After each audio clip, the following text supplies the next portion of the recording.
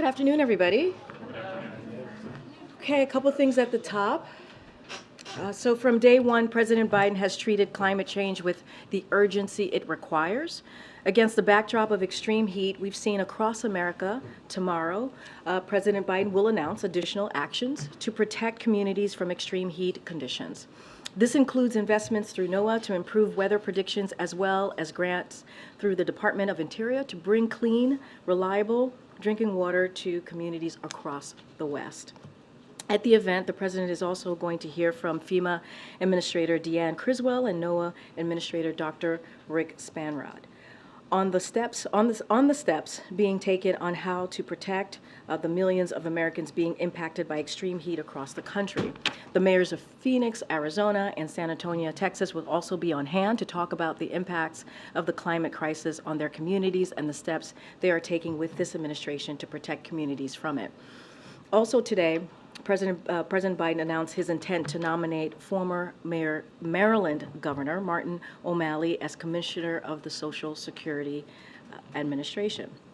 Since day one, the president has fought to strengthen and defend Social Security, which tens of millions of Americans have paid into and depend on for their livelihood. Governor O'Malley is a lifelong public servant who has a proven track record of delivering results for the people he serves and who has always been a strong proponent of strengthening Social Security. President Biden extends his gratitude to the acting commissioner for her steady leadership of the Social Security Administration during this interim period. Now, I know many people have been following the news in Delaware today and we're going to have a lot of questions. And so here's what I'll say at the top before I turn it over to my colleague, the Admiral. Hunter Biden is a private citizen, and this was a personal matter for him.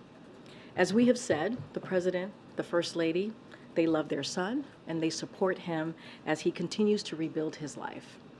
This case was handled independently, as all of you know, by the Justice Department under the leadership of a prosecutor appointed by the former president, President Trump. So for anything further, as you know, and we've been very consistent from here, I'd refer you to the Department of Justice and to Hunter's representatives, who is his legal team, obviously, who can address any of your questions. With that, I have the Admiral here, Admiral John Kirby, who's going to take any foreign policy questions you all may have, and also give a preview of an important meeting that the President's going to have tomorrow, a bilateral meeting with the Prime Minister of Italy. And with that, Admiral. Good afternoon, everybody. So I think, as you know, tomorrow President Biden will host Prime Minister Meloni of Italy at the White House here to reaffirm a strong bipartisan relationship and partnership, quite frankly, bilateral relationship and partnership between our two nations. The President has been looking forward to this visit quite a bit. The United States and Italy are close NATO allies and G7 partners. We're important trade partners, and there are very strong bonds between our two peoples, as the somewhat 18 million Italian Americans, I think, can attest to. As we deal with important global challenges, including Russia's war against Ukraine and the climate crisis, the U.S.-Italy partnership and Italy's strong voice in the EU and within the NATO alliance certainly remain important. Italy hosts approximately 30,000 American service members, Defense Department employees, and, of course, all their family members across 5 major military bases throughout Italy, which is the second largest permanent presence in Europe, and we're certainly grateful for that. We work closely with the Prime Minister and the government of Italy on Ukraine, as well as a range of other shared interests. Tomorrow's meeting will give both leaders a chance to explore some of those shared interests, including regional challenges, our shared commitment to, as I said, Ukraine, which Italy has been a great partner on, providing both military and economic and humanitarian assistance to Ukraine. The leaders will also be able to discuss developments in North Africa, closer transatlantic coordination regarding the People's Republic of China, and we expect that they'll also discuss Italy's upcoming presidency of the G7 in 2024. Now, President Biden has met and spoken with Prime Minister Meloni a number of times since she took office last fall, including in Bali at the G20 summit, in Hiroshima at the G7 summit, certainly as recently as Vilnius at the NATO summit, and they've consulted regularly along the way with other G7 partners, again, across a range of issues. So there's a good, productive relationship here. President Biden is very much looking forward to the discussion, and of course, we'll have a full readout for you when that meeting is over. I'd be remiss if I didn't also just remind that today marks the 75th anniversary of the day that President Truman desegregated the United States military. And it's an opportunity, we ought to take this opportunity to recognize, first of all, what a courageous decision that was for President Truman at the time, but also recognize the equal bravery, the equal sacrifices, and the terrific service of generations since that decision of members of color who deserve to be equally honored for their service to this country in peace and in war. Diversity makes the United States military stronger. In fact, it's one of our greatest strengths. It not only, especially now as an all-volunteer force, helps us better represent the American people that we serve and defend, but it also leads to better decision-making, more unique perspectives at the table, better operational performance. That doesn't mean that we got it all figured out. It doesn't mean that there's not still work to do. There is. It's important that we continue in the spirit of President Truman to break down barriers so that all qualified service members, no matter their race, sex, gender identity, sexual orientation, or religious background, are treated with dignity and respect, can reach their full potential in service to this country, and have their contributions valued. So again, today's a great day to look back at the courage of President Truman and the generations of service members of color, but also it's important that we look forward and making sure that we keep that spirit going and that we don't let it flag. That's all I have. Can we ask about the situation in Niger very quickly right now? Did the Nigerian military storm the presidential palace there to free the President Bazoum, from his security services who are holding him, sir? Well, look, we have watched this with deep concern, Peter. We certainly condemn any effort to detain or to subvert the functioning of Niger's democratically elected government. And we're still gathering facts here. And that government, as you know, is led by President Bazoum. We specifically urged the elements of the Presidential Guard to release him from detention and to refrain from any violence. We certainly welcome the strong statements and steps taken by the economic community of West African states and the African Union to defend Niger's democracy, and obviously we're closely monitoring the situation. But it's all unfolding right now, and we're just going to have to stay tuned to it. The message to Americans that are on the ground there, and how many U.S. citizens outside of the military members do you believe are in Niger? I don't have an estimate of how many Americans are in Niger or military members, but obviously this is a very tense situation. We would advise all Americans in Niger to be careful about where they are and what they're doing. We just don't know enough about what's going on, so this is a time to put safety first. Preliminary discussions about evacuations or anything like that? Nothing like that right now, Peter. It's all just unfolding. We're just watching this very, very closely. We'll have to see how it unfolds. Thank you. Good. John, two questions, one on Africa, another subject. What is the update and what are you doing as it relates to the grains issue going to Africa out of Ukraine? What's happening now there? Can you give us an update? Because early on in this war, there was a strong concern. President of Ukraine told Greg Meeks, then at the time the head of Foreign Affairs, that he was very concerned about these African nations, these third world nations that have hunger and food instability there. What is it's a great question, April. And you know, Mr. Putin's hosting African leaders there in Moscow, starting today, I think. And look, I don't know what he plans to tell them, but I sure as heck hope that he plans to be honest with African leaders about the effect that his decision to pull out of the grain deal is going to have on African nations. So much of that grain that was getting out of Odessa and Black Sea ports from Ukraine was going to countries that need it most, developing countries across the so-called global south, and of course that includes the African continent.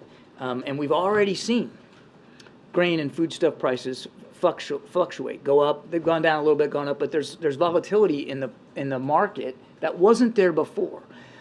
So I sure hope Mr. Putin is willing to be honest with African leaders about the effect that this is having or could have on them. So does that honesty come with a solution as well? Well, no, and yeah, thanks for the reminder. I didn't actually get to your question. The best way for this grain to get to market is through maritime lanes, through the Black Sea and the Mediterranean. And obviously, that's not going to happen now, or at least for some time. So we are working with our EU partners. We're working with Ukraine and other European partners to see if there's other ways to get grain to market over land. But that's not as efficient. It's not effective. You can't move as much or as fast via land routes, whether it's truck or rail.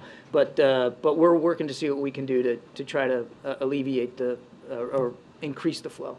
And last question, as you mark the moment about the integration of the military, are you intertwining that with this moment, this racially and politically divisive moment, to show that patriotism is not just one group? The integration of the military shows that many people are patriots. I sure hope so. I mean, when a soldier fights and bleeds, that blood's red. It doesn't matter what the color of the skin was. And you don't have to look any further than just recent conflicts that this country has fought and see the contributions. I mean, significant contributions, and the cost in blood, American blood, put forth by people of color for this country. In fact, people of color were fighting for this country even before they were given all the rights of citizens. So yes, I think this is an opportunity, it must be an opportunity for us to recognize that bravery isn't divided by race or color, or creed. It's not. It doesn't matter who you worship or whether you worship at all.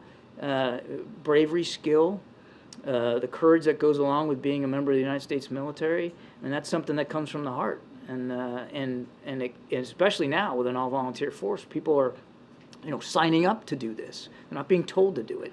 So I hope it is an opportunity for all Americans to recognize that all Americans who have served this country in uniform continue to defend it bravely.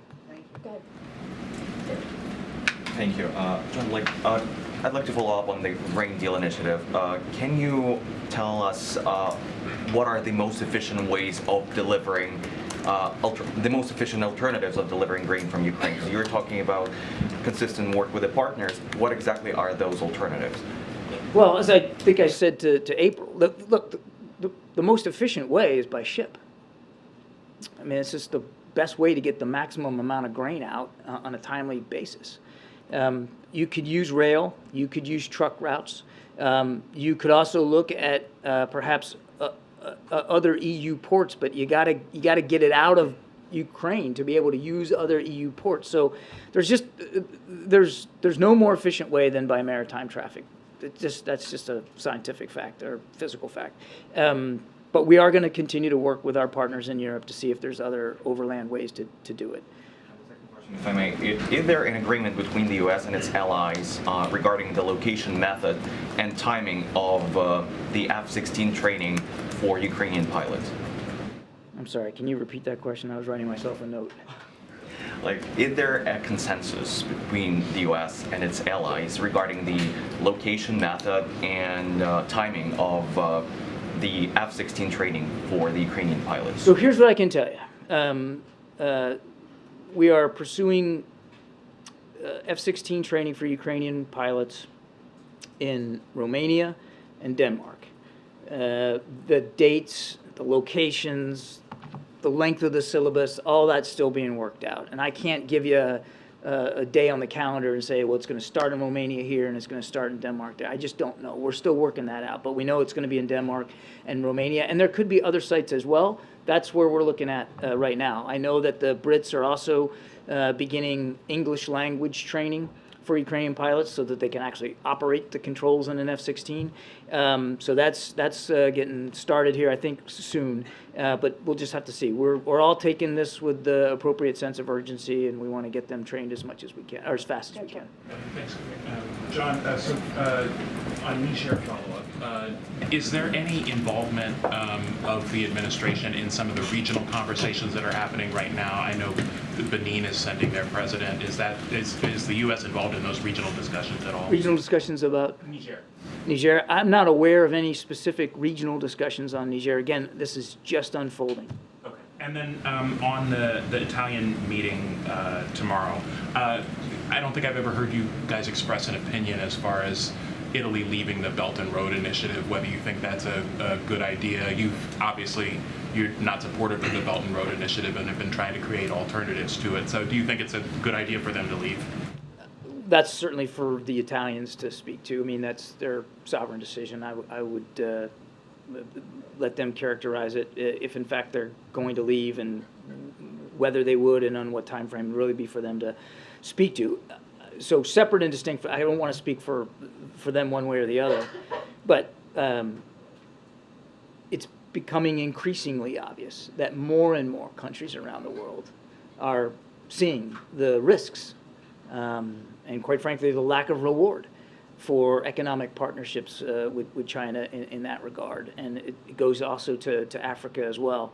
So, again, these are decisions that these countries have to make. And you said I don't want to put words in your mouth, but that we're pursuing alternatives or something. I mean, we've created an alternative, the PGII that the president announced at the G7 last year, the Partnership for Global Investment and Infrastructure, just to lay out the acronym there. I mean, that is a good alternative, and it is getting some traction. And so we're going to continue to invest in that and continue to encourage our partners to as well. Thanks. John, on the situation in Niger, is what we're witnessing right now a coup or an attempted coup? And is the U.S. taking any protective measures at the embassy or in terms of movement of the U.S. troops who are based there? We're not putting a title on it right now, Jeremy. We're watching this unfold in near real time, just like you are. It's not entirely clear exactly what's going on. We've just got these reports that the president's being detained, and of course we urge for his speedy release. So we'll just kind of have to watch and see where this goes. And then on this unidentified aerial phenomenon hearing that's happening on Capitol Hill, David Grush, who sat on a U.S. Air Force panel on UAPs, he says that he was informed of a UAP crash retrieval and reverse engineering program based on interviewing 40 witnesses over 4 years. Does such a program exist, and do you believe that the American people deserve to know if it does? I have no information on that to provide for you today, one way or the other. I would just say what I said last week when I got asked about this. We obviously take the issue of unidentified aerial phenomenon seriously. There's a whole office at the Pentagon that has stood up to analyze the data, collect reports, collate those reports, and forward them up appropriately. And that's, I think, testament to the fact that we know that in some cases, these phenomena have impacted military training, have then impacted military readiness. But this hearing today does seem to have brought this issue to kind of a new level of public consciousness.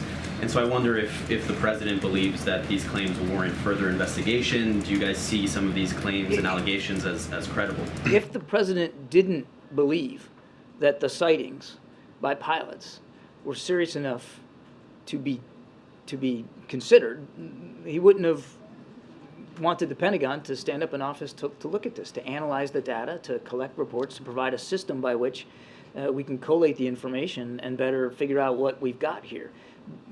But that work's ongoing. So if your question is, do we think we need to be transparent with the American people? Of course we need to be as transparent as we can be. But the truth is, Jeremy, we don't have hard and fast answers on these things. We are trying to get smarter on it. Sebastian. Thank you. Again, on Prime Minister Meloni, on the Belt and Road, is this something that the President will bring up with the Prime Minister, at least, whatever his position, the Belt and Road issue? I think I'll just leave it as I did in my readout. They certainly will talk about shared concerns and perspectives and challenges with respect to the PRC. But in terms of specific agenda items, I don't have anything beyond that. And on the Prime Minister herself, to what extent is President Biden uncomfortable with her being a far-right politician, and she opposes, or her party opposes a bunch of things that the President fights for? And of course, in Europe generally, it's got there are dark roots to that whole movement. The President has enjoyed working with her. And certainly on issues of foreign policy, there's been a lot of overlapping and mutually reinforcing approaches that were taken with Italy. Italy is a NATO ally, and they are a very competent NATO ally. And they've been a tremendous supporter of Ukraine. They're hosting something like 170,000 Ukrainians on Italian soil, just taking care of these folks while this war rages on, and they have provided millions of dollars of security assistance, humanitarian assistance, economic assistance. I mean, there's, just in my opening statement, there's an awful lot of things to talk about with the Prime Minister. The President's looking forward to that. And again, there's been a lot of alignment on a lot of key foreign policy issues. On the domestic issues, internal Italian issues, he just needs those, sets them aside. The Italian people get to decide who their government is. It's a democracy, and the President respects that. And he also respects the work that he's been able to do with the Prime Minister, again, on a range of issues. But that's what they're going to talk about. Thank you, Karine. Hi, John. Thank you. So back to Jeremy's questioning. Does the United States believe that there may be life outside of Earth? I don't have a position on that one way or the other to speak to today. What we believe is that there are unexplained aerial phenomena that have been cited and reported by pilots, Navy and Air Force, that these phenomena have, in some cases, had an impact on our training ranges, on our pilots' ability to fly, train, operate, and stay ready. That alone makes it a national security issue worth looking at. We don't know.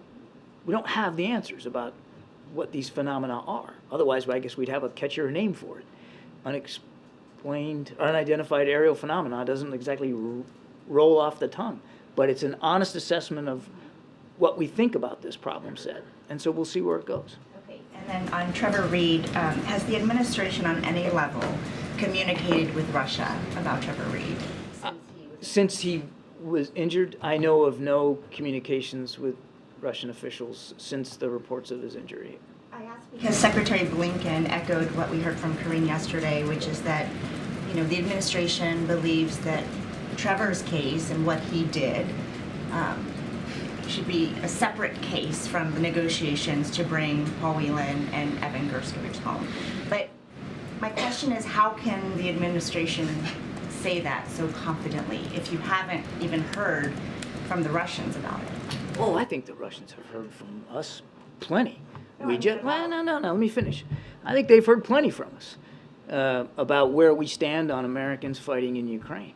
I mean, you don't have to, even the most casual observer sitting in Moscow could take 2 seconds online and see how vociferously and strongly we have not only not encouraged Americans to go fight in Ukraine, but actively and energetically urged them not to. And so I won't speak for Mr. Reed. He can speak for himself and the decisions he made. But I can assure you and anybody in Moscow can look at what we've said and be equally assured that he went of his own accord. Nothing has changed. And Karine, I think, did this very well with you yesterday, talking about the risks that Americans might take if they go to Ukraine. They should not go. This is not the time for Americans to be in Ukraine. As for Americans that are being wrongfully detained in Russia, nothing's going to change from our perspective about what we're going to have to do or try to do to get them out. Evan and Paul need to come home, and we're going to continue to work at that. But nobody in Moscow should be under any illusion that Mr. Reed was in Ukraine at our urging or our encouragement, or that his decision to go there should be connected in any way to what we're trying to do to get those 2 wrongfully detained Americans home. And you honestly believe that the Russians won't hold this against the U.S. as the U.S. tries to get the other 2 men out? Man, I'll tell you, if I could get inside the head of Russian officials and know what they were going to decide and do, I probably would be in a very different place. I don't know. I can't possibly begin to predict what they'll think or say. But if by some infinitesimal small degree there's anybody in Moscow that thinks that we've changed our policy about Americans fighting in Ukraine. I urge them to listen to this press conference and read everything we've been saying for the last 16 months. Now is not the time for Americans to be in Ukraine, and we had nothing to do with Mr. Reid being there. Thank you, Karine. Hi, John. I have two questions in Russia and North Korea and South Korea. The Russian defense minister was invited to North Korea for the 70th anniversary of Armistice Agreement. And it is known that the Russian defense minister will discuss importing weapons from North Korea. What do you think about the direct arms deal with North Korea by Russian defense minister about this, and not the Wagner groups? Can you comment on this? I certainly can't confirm the report that you just laid out there. That said, it's been no secret, and we've talked about it many times, that Mr. Putin is reaching out to other countries for help and support in fighting his war in Ukraine, and that includes, we know, some outreach to the DPRK.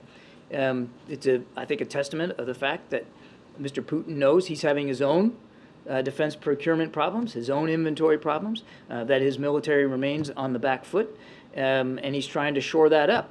Nobody should be helping Mr. Putin kill more Ukrainians. But the fact that he's reaching out to North Korea, or could be additionally, that wouldn't come as a surprise to anybody. Do you think that this will be used in the war in Ukraine?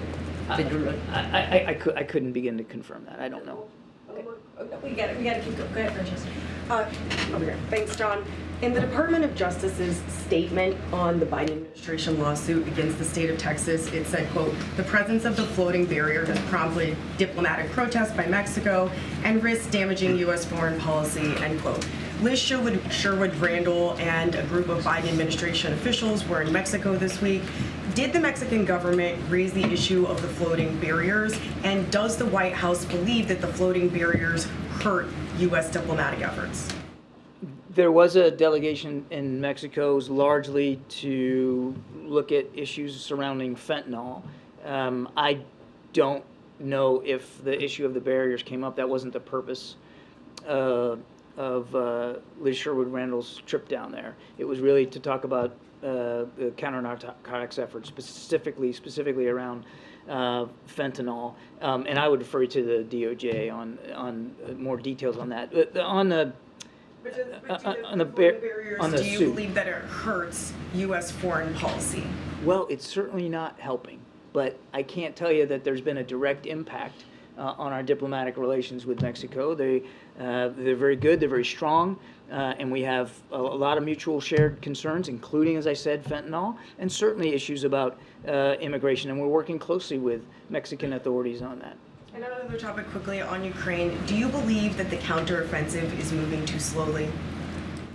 President Zelensky himself has said that that it's not progressing as fast as he would like, and they're not moving as far every day as they would like.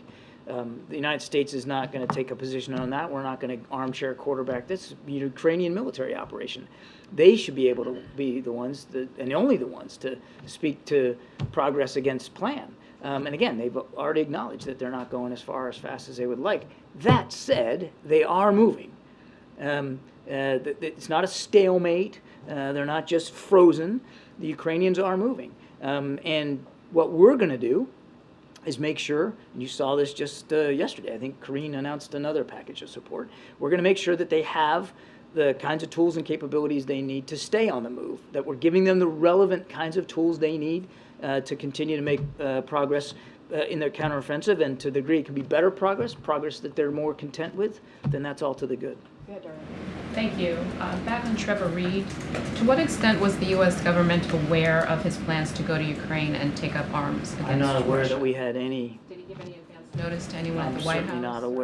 I'm certainly not aware of any, nor would we expect that. I mean, other Americans have fought in Ukraine, unfortunately, and they don't have to report their departure or their whereabouts to the United States government. I'm aware of no information that we had. That said, we made it very clear when the war started, don't go. And then one question on the Prime Minister's visit tomorrow. After she was elected, President Biden had warned of the spread of authoritarianism and far-right populism, given her political leanings. Has his view of the Prime Minister changed at all because she is such a strong supporter of Ukraine? He has a good relationship with Prime Minister Meloni, and he has enjoyed working with her, as I detailed in the opening comments, across a range of issues and a range of venues. And they have spoken several times outside of those venues. They get along quite well, particularly on issues of foreign policy. And again, the president's looking forward to this visit. I wanted to ask also about the visit with the Prime Minister tomorrow. Does the President plan to bring up issues of LGBTQ rights in Italy? That's been something that her party has been clamping down on in the past couple months. So just a couple of, I'm not going to get ahead of the discussion that hadn't happened yet. We'll give you a full readout when the meeting is over. But President Biden's foreign policy really is rooted in human rights. And we approach our engagement with countries around the world from that perspective: respect for human rights, civil rights, freedom of expression, and equality. And we're never shy about stating that, either publicly or privately, and we'll continue to do that. Do that. Good, Alex. Thank you. Admiral, you had a question about the counteroffensive a little bit back. Let's say there is not much more progress by the time kind of the late summer rains start, and then, you know, the cold obviously comes pretty early in that part of the of Eastern Europe. I mean, is there a sense then that they need to negotiate before this thing drags on into 24? I mean, when does diplomacy kick in? When does what kick in? Diplomacy. That's going to be up to President Zelensky. He gets to determine if and when he's ready to sit down and negotiate. Right now, his country's still under attack. He still has tens of thousands of Russian troops on his soil, dug in, deeply entrenched, protected by minefields on ground that doesn't belong to them. And he has every right to want to reclaim his territorial integrity and his country's sovereignty. But only President Zelensky is going to be able to determine that. Now, hang on a second now. He's put forward a 10-point peace formula that we are working with him and his government to help actualize. Because we believe that for any diplomacy to work, it's got to start, the foundation has to be President Zelensky's view of what a just peace looks like. So he's laid that out with 10 points. We're helping him actualize that. So to some degree, the work of diplomacy, the pre-work of diplomacy has begun. It's begun months ago. And in fact, Jake Sullivan, National Security Advisor, spoke to Mr. Yermak, his equivalent in the Ukrainian government, just today. And this was one of the topics that they discussed, was this idea of a just peace and how to actualize it. But Zelensky's, he has said he needs F-16s, ATACMS, more heavy armor to make progress, especially because the defensive positions are so heavily mined and fortified. I mean, isn't there kind of a disconnect then? If you want them to win, should they not have what they say they need? They do have what they need. We have provided the Ukrainians everything they asked for in the months leading up to the counteroffensive and continuing right through it. Again, Karine just walked you guys through a whole big old package yesterday. And all the stuff that's in that package is stuff that's relevant to the fight that they're in this counteroffensive. But this notion that they didn't get everything they needed before the counteroffensive, or that a shortage of capabilities is what's causing delay is not true. They got everything they asked for and continue to get everything they asked for. Now, I recognize they always, and you can't blame them for wanting more. And we've talked about F-16s. The training will begin sometime soon, and hopefully thereafter followed by actual aircraft. But they've got tanks, they've got artillery, they've got HIMARS, and we're going to continue to work with them every single day about trying to fulfill their needs as best we can. Okay. Oh, and you have a last question. Thank you, Karine. Admiral, good afternoon. Do you know if the administration has seen the images of the bombed out Transfiguration Cathedral in Ukraine? A few days ago it happened, this big, beautiful cathedral bombed out. Some debate over whether it was Russian missiles or falling Ukraine debris, but have you seen those images? I have not. And then finally, any update on the Tuberville situation on the hold? Is the administration planning on meeting with him? What's the situation? Secretary of Defense Austin has spoken a couple of times in just the last couple of weeks with Senator Tuberville. He maintains his hold. And now we're up to over 300 nominations that are being held, and it's having a real effect on military families, spouses who are not able to take jobs in the next location because they can't set up a move. That's not hypothetical, that's actually happening. Children who are having to be disenrolled from schools that they were supposed to start in the fall because they can't execute the move to get there. They can't make it in time for the school sessions to start. That's not hypothetical, that's happening. You've got senior officers who are being asked to delay their retirements. They're well-earned retirements, speaking as a retiree, and they're not able to do that, or they're willing to delay that to stay in the military a little longer while this very dangerous hold persists. And some will inevitably start voting with their feet, and they just won't be able to do that for a variety of reasons, and we're going to lose that talent because they aren't willing as a family to stay behind. One of Tuberville's contentions is that taxpayer dollars should not be funding travel-related expenses for abortion for military members. You say what? The President and the Secretary of Defense say that it should be. I talked about this the other day, so I won't go through it all again. But our service members don't get to decide where they get stationed. That's why you call them orders. You go where you're told to go. You go where the duty demands. And most of our service members serving in states across the country aren't residents of those states. But they're also not going to violate state laws. If you get stationed in a place like Alabama, you're going to obey Alabama laws. But if you're a service member and you deserve, as a service member, appropriate health care, including reproductive health care, the military has an obligation to make sure you get that health care. And for those who say that this is some sort of political issue and it's not readiness, but it's readiness. A healthy force is a ready force. And a woman service member or a woman family member has every right to expect that when they sign up to serve in the military, they're going to get the health care that they deserve. And so the military has put in place a policy, not one that Secretary Austin wanted to have to put in place, but these state laws are forcing him to put in place to allow female service members and their and women family members that need reproductive care, can't get it where they're stationed, to have the time off and some travel allowance to go take care of their own health. It's a covenant that you make with the military when you sign up, and it's a covenant that the military makes with you when you sign up.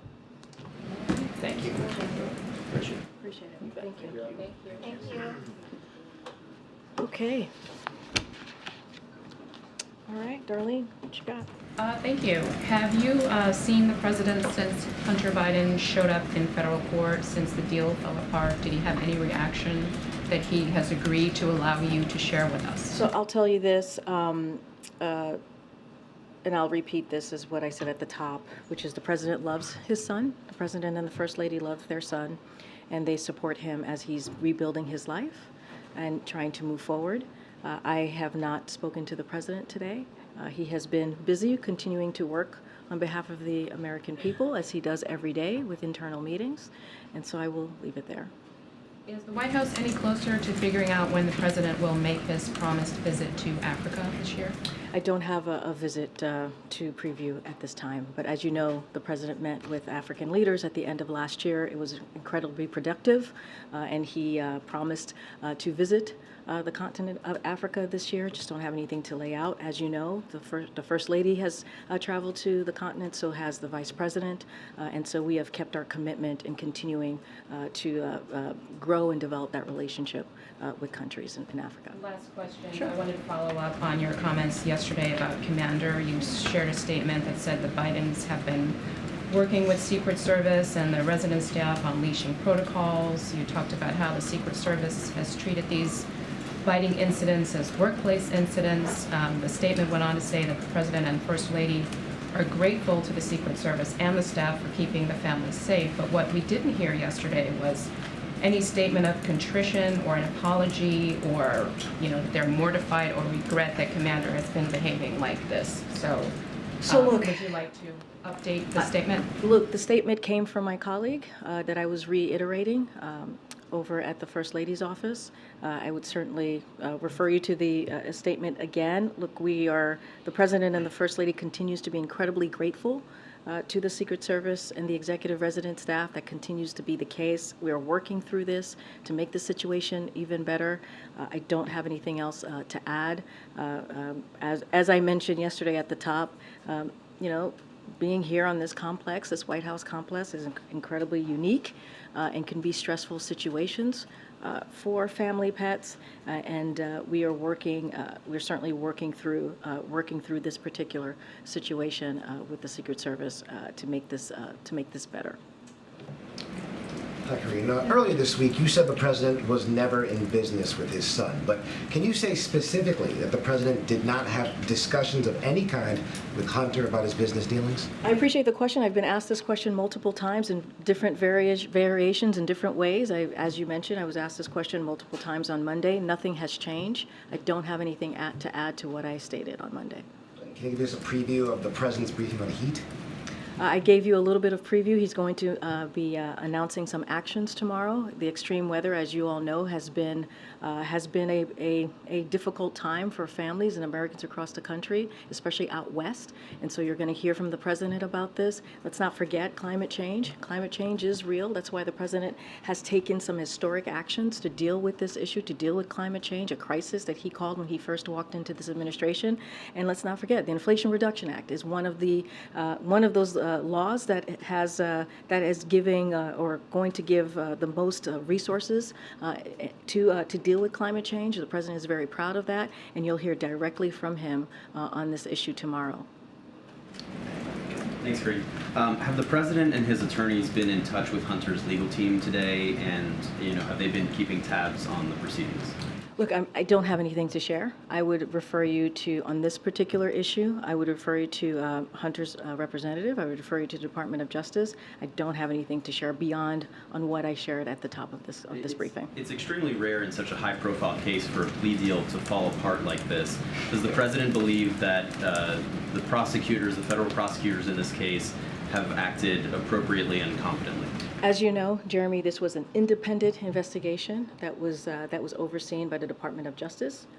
As we've been very clear, they are independent. We give them the space to do their work. We believe in the rule of law. I just don't have anything else to share on this. I would refer you to the Department of Justice. Again, this was done independently, and I would also refer you to Hunter's representatives. On Senator Tuberville and his continued hold on these military promotions, he floated a potential way to move the nominations more quickly by saying that he'd be open to limiting the debate time on each individual nominee. Does the president believe that it's time to start moving some of these military nominations individually and voting on them individually through the Senate? Look, Jeremy, I understand the question, but this is something that one senator is holding up. One senator, one Republican senator. And it shouldn't be done this way.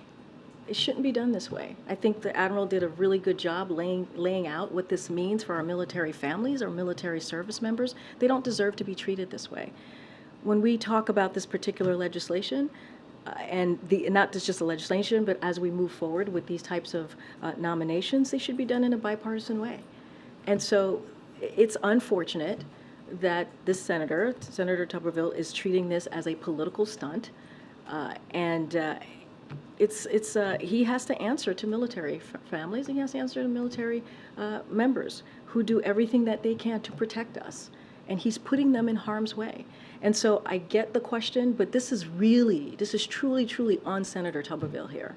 Does there ever come a point, though, where, especially as the chairman of the Joint Chiefs of Staff is set to retire, you need to fill that position where it's maybe worth, especially for the most senior positions that really put national security at risk, to start moving some of these individually? Jeremy, we shouldn't be in this situation. I get it. I hear what you're saying, but we should not be in this situation. Senator Tuberville should not be putting our military in this situation. not be using political ploys or political stunts to put our military in this situation, to put not just the military, but our national security for Americans across this country. And so I get it. I get that there are potential other pathways to get there, but we shouldn't be here. We just should not be here. And what he is doing is dangerous, and it's insulting. Okay, Regina. President Biden has spent most of his political career working on gun laws, on gun reform.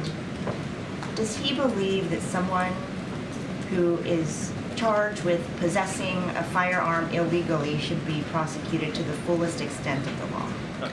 So here, I'm going to be, I think I know where this question is going, and I'm just going to continue to say, as it relates to the case that we're seeing in Delaware, I'm just going to not speak to that. It is an independent matter. This is up for the Department of Justice. Even with the question that you're asking me, it's one of those legal criminal matters, and it's up to that process, that legal process. I'm just not going to speak to it here. But again, the president, when he was a senator, crafted gun legislation. As president, he talks often about the need to get illegal firearms off of our streets. So when someone possesses one illegally, what does the president believe should happen to them? The president has been very clear. You just laid out where his position has been, what his policies have been, what he was able to pass into law. I'm going to be very mindful here. I'm going to be very careful because I see where this question is going, and I'm just going to refer you, as this has been an independent investigation. It's overseen by the Department of Justice. I'm going to let them speak to this as they are moving forward. Thank you, Karine.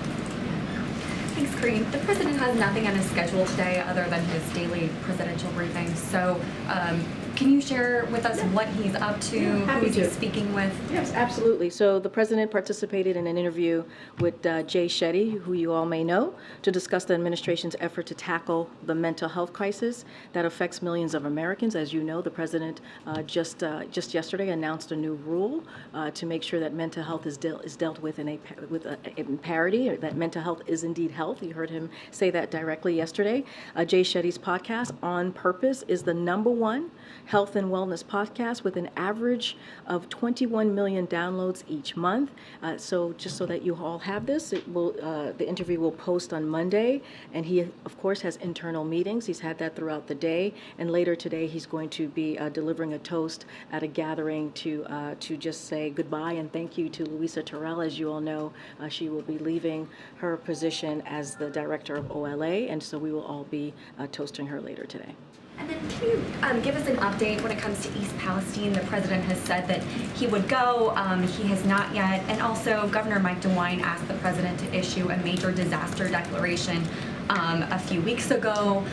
Is that something the president is going to do, and if so, when? So on your first question, the president intends to go. Don't have a time or a date to preview at this time. I have to look into the Governor DeWine's request. I have to check in with the team, and I would also refer you to FEMA. I just don't have anything to share on that piece. Let me try and go around here. Go ahead. Thank you.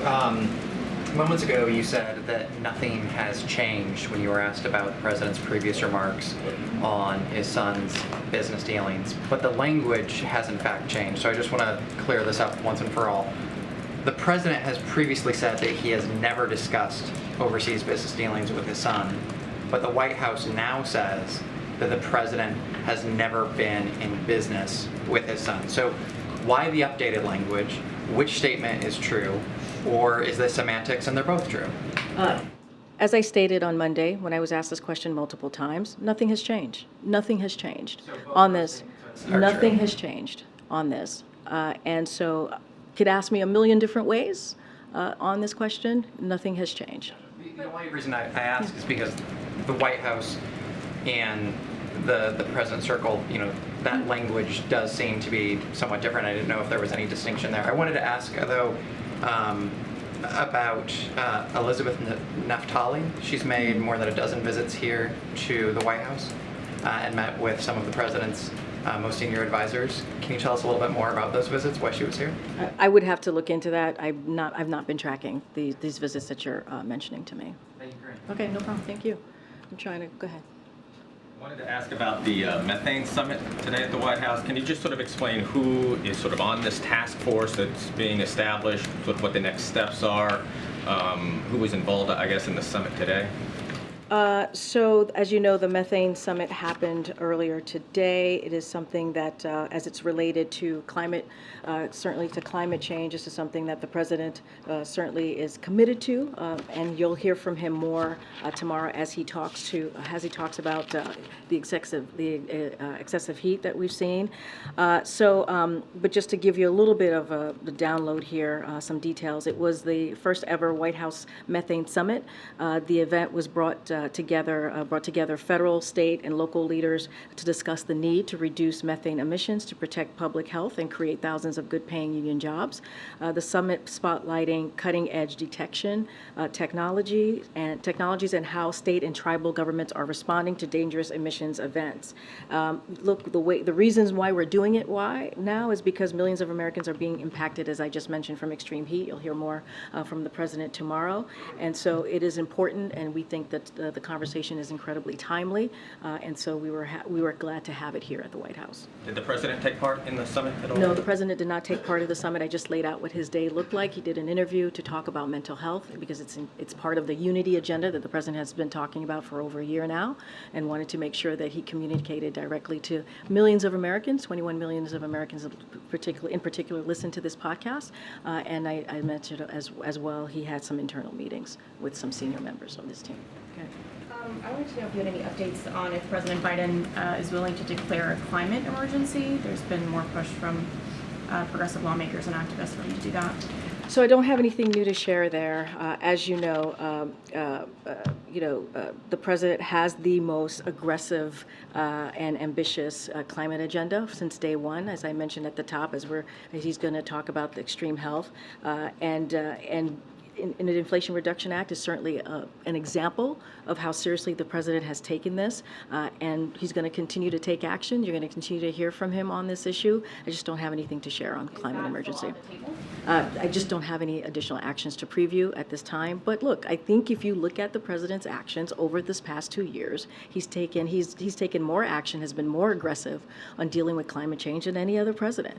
The Inflation Reduction Act is going to make a difference as we're trying to deal with this climate crisis. And so he has an ambitious agenda to deal with climate change, and he's going to continue to move forward with that agenda. Thanks, Karine. A group of automakers, including GM, are forming a new EV charging company to challenge Tesla. I'm just curious if the White House has any reaction to that, or if you played any part in helping them get that launched. Are you talking about the 7 companies that are? Yeah. So look, and you've heard me and others talk about this. That's Bionomics. Bionomics is working and is in action, and because of this president's policies, you have these 7 major automakers coming together to install, I think, 30,000 high-powered EV charging stations, and that's progress. That's going to help middle-class families. The president's Investing in America agenda. This is part of that. This is part of Bionomics, as you hear us talk about. It's creating new union jobs for installation and maintenance. So this is an important step forward as we talk about how to deal with this climate crisis. Any antitrust concerns about multiple companies working together in that fashion? Look, I don't have any concerns to lay out for you today, but we think this is an important step forward as we're dealing with this issue, as we're also talking about creating jobs, as we're building the economy. Again, this is Bionomics in action. Go ahead, Francesca. Thanks, Karine. Has any progress been made since we last talked about this on bringing home Travis King from North Korea?